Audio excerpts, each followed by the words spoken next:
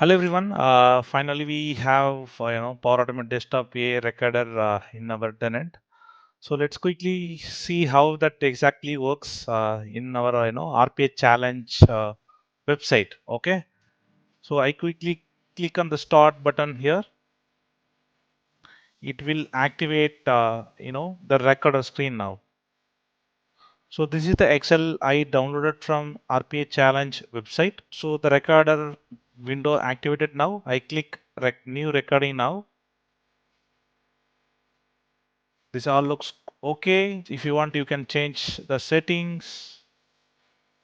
I click next now. Speak normally and include details about what you're doing as you are doing it.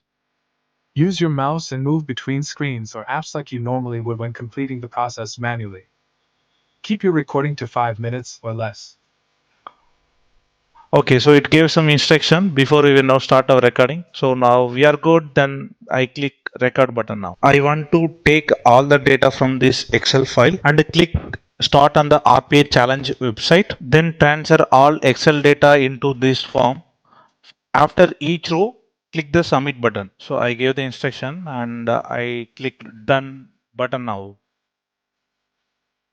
It will take some time to generate the desktop flow. Now it's generated the our desktop flow. Let's go and quickly check how it is generated. So now it is in the first step. It is attached the running Excel. It is looks fine. Then it is reading the data.